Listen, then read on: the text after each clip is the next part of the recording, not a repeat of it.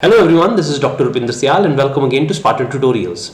Today we are going to talk about one of the most commonly used biochemical protein analysis techniques available in the lab, very commonly routinely used, that is SDS page, which stands for sodium rhodocyl sulfate polyacrylamide gel electrophoresis. I know it's a long name, but it's a simple technique and very powerful technique for analysis of proteins, so let's get started.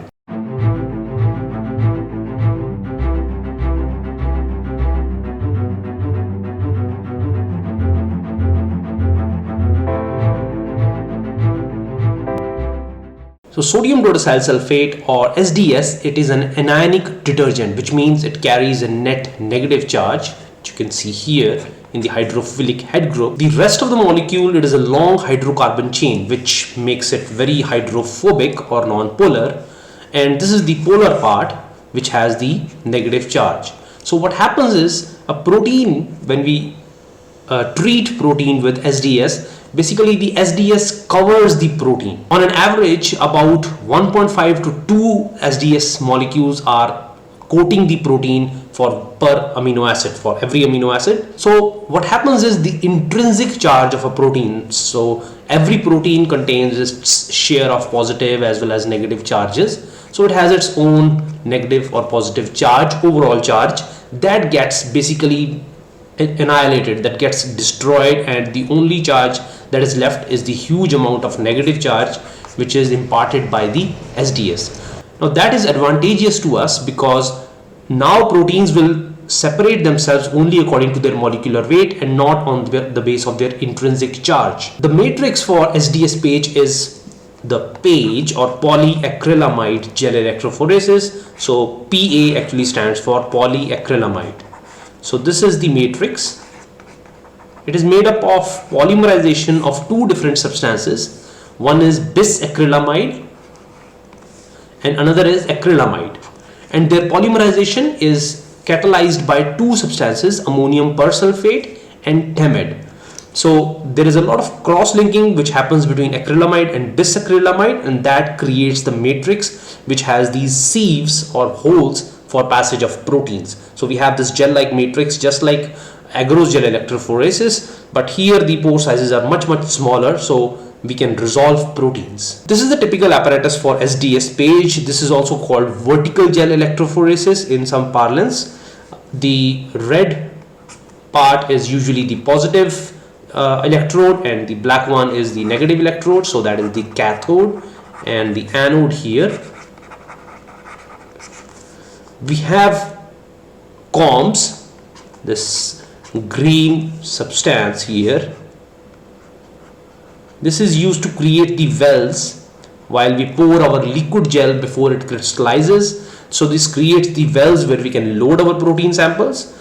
The actual gel is very thin. You can almost think of it as like a wafer, and the proteins, they separate according to their molecular weight. So the lowest molecular weight proteins, they will run towards the bottom of the gel, and the highest molecular weight proteins will stay on the top of the gel. Now here is the typical running setup. So we have loaded our proteins. As you can see here, the wells are here. Usually a tracking dye, for example bromophenol blue and some type of other high molecular weight substance like glycerol, is also added to the sample to provide it much more viscosity so that the sample does not come off from the well. Negative electrode is on the top and the positive electrode is on the bottom. So because proteins are all negatively charged, they will move to the bottom. You can't see the protein samples, and that's where tracking dye is useful. When the tracking dye is almost at the bottom, then you can stop the running of the gel.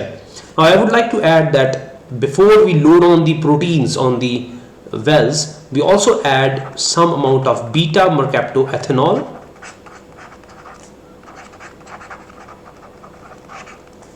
and also sometimes dithiotritol.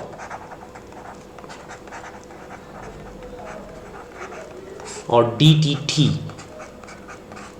Now these compounds reduce disulfide bonds and they disrupt the weak interactions between protein subunits. So if the protein of your interest has multiple polypeptide subunits, those subunits will get separated. So if, for example, your protein has 5 subunits, you will see 5 bands and not one band. Although your protein has just one identity, it is one big polypeptide protein complex. It has a quaternary structure, but in the SDS page you will not see that. You will only see the 5 different subunits. For looking at the actual molecular weight of the complete polypeptide and to see what's the how it looks like, that we use native page. Okay, that is different from the SDS page. So SDS page is sometimes also called denaturing page.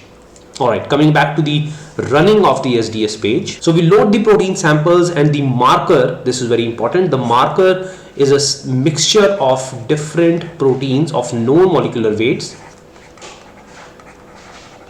So we can compare their migration and we can compare their molecular weights to the proteins, and we can get some estimate of how our molecular weight of our protein of interest is. So we follow the tracking die, and this is where the tracking die is flowing. So when it has reached the bottom, we can stop it, and then we stain the gel because it is still transparent at the end of the running of the gel. We can only see one band of tracking dye, but we use Kumasi Brilliant Blue to stain the dye, and that's when we see the protein bands. It binds to the proteins and then it gives a blue color. So just to recap here, what's actually happening, we have the matrix and we have the different proteins that are running through the matrix from negative charge to positive charge. What you actually see is just nothing. We only see at the end of the running, we only see the tracking dye, it has reached the bottom. But when we use Kumasi Brilliant Blue and usually soak it for a few hours in that solution, we see the protein bands coming up, and this is the protein marker lane. So this is very helpful. Without a protein marker lane, it is hard to get any idea about the molecular weights of your protein of interest if you're working on it for the first time especially. This is what an SDS page looks like after staining. So we have the molecular weights. So these are known molecular weights, so we can just illuminate that using 97 and all these kilodaltons, and these are the different proteins which have been isolated. You can see there are different thicknesses of the band, so that signifies the amounts of different proteins, or it could also be the same protein. It can be different protein if they have the similar molecular weight, so we have to do further analysis to check whether it's one protein or multiple proteins, but overall it's a very good technique for separation of proteins. So where does it find its applications? Pretty much everywhere. It is used to monitor protein expression and purification in the lab, very common procedure in the labs, to estimate protein molecular weights, especially a new protein that you are working with. Protein composition, if you want to find the number of protein subunits in a protein, we can prepare it, we can purify a protein, and then we can run SDS page gel to find out how many subunits it contains. So those are some of the key applications of SDS page. It is a routinely used protein analysis technique. So I hope you liked the discussion of SDS page today. If you have any doubts or questions about the technique, please let me know. Do give the video a thumbs up if you liked the video. Till the next video, till we meet again, take care and bye-bye.